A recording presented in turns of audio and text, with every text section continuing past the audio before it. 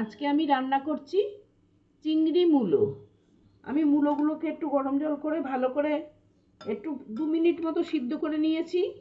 আর এখানে আছে আমার চিংড়ি মাছ ভাজা, এখানে আছে জিরে আদা বাটা, আর এখানে আছে কাঁচা লঙ্কা, হলুদ, চিনি আর লবণ 1 চামচ করে।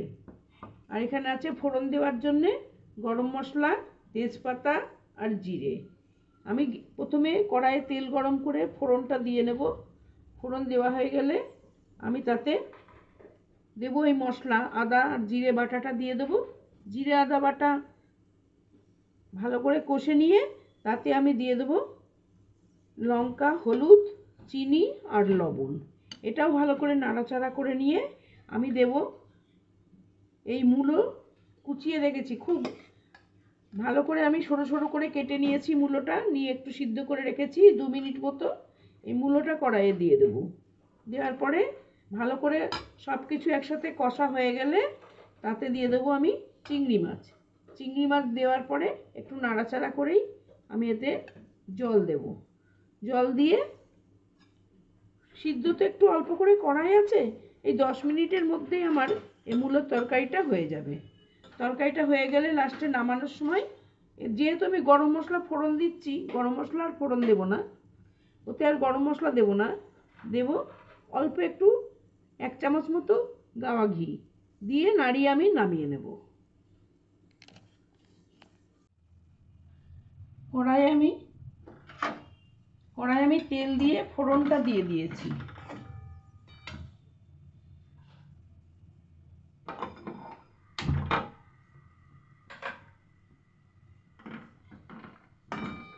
কড়াই আমি ফোড়নটা দিয়ে নিয়েছি, জিরে, তেজপাতা আর গরম মশলা।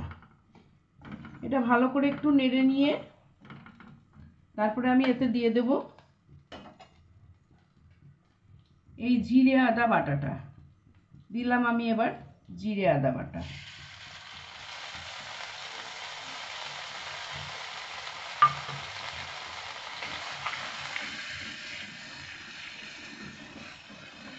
জিরে আদা বাটাটাকে আমি ভালো করে একটু কষে নেব। এতে আমি শুধু কাঁচা লঙ্কা দিয়েই রান্না করব, এতে আমি শুকনো লঙ্কার গুঁড়ো দেবো না আর কাশ্মীরি লঙ্কাও দেবো না। এটা একটু বেশ ওই হলুদ দিয়ে যেটুকুনি রং হবে সেটুকুনি থাকবে।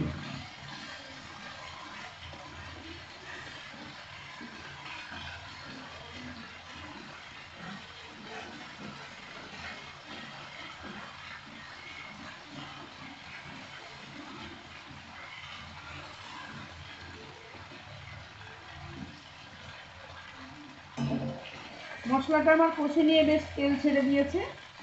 এবার আমি এতে দেব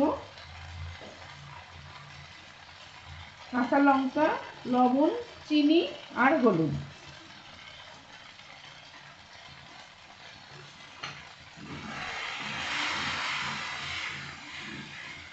এটা সামান্য নাড়তে হবে, হলুদটা না হলে পুড়ে যাবে তো।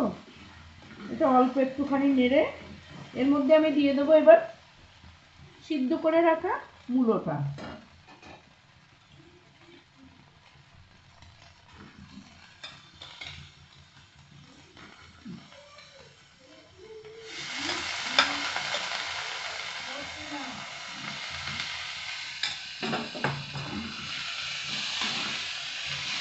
এটাকে আমি ভালো করে কষিয়ে নেব। মূলোটাকে কষানোর সময় একটু হালকা আছে কষে নিতে হবে।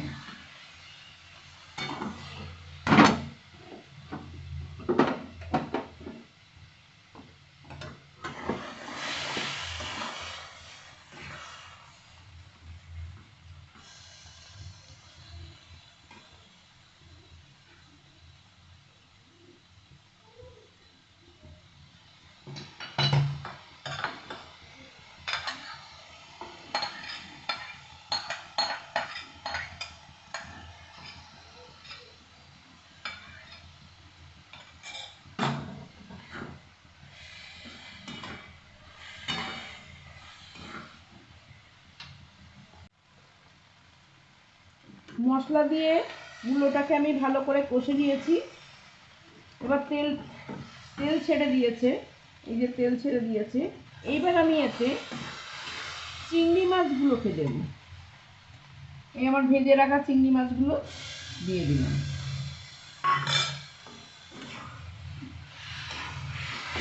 যারা একদম মূলো খেতে চায় না তাদের যদি এইভাবে রান্না করে দেওয়া যায় চেটে পুটে খাবে।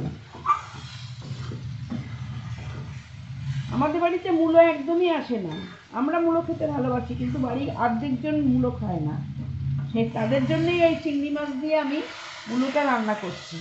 দেখি কি করে। চিংড়ি মাছ দিয়ে কিছু রান্না করলে লাউ চিংড়ি, মূলো চিংড়ি নিশ্চয়ই খেতে খুব সুস্বাদু হবে। আপনারাও এইভাবে রান্না করে দেখুন।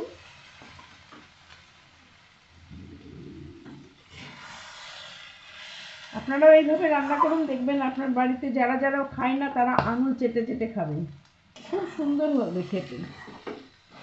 আমাদের নিজেদের জন্য এইভাবেই রান্না করি।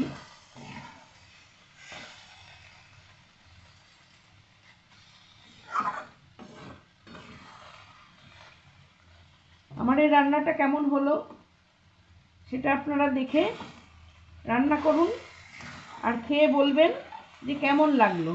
একটা কমেন্ট করে জানাবেন যে রান্নাটা আমার কেমন হয়েছে। লাইক আর শেয়ার করতে ভুলবেন না। যারা এখনও সাবস্ক্রাইব করেননি একটা সাবস্ক্রাইব করে দেবেন। এবার আমি এতে দিয়ে দেবো এই মশলার জলটা, মশলা ধোয়া যে পাত্রটা জল ছিল সেটুকুই দেব, বেশি জল দেওয়া লাগবে না, কেননা মূলোটাকে আমার আগের থেকে সিদ্ধ করা ছিল।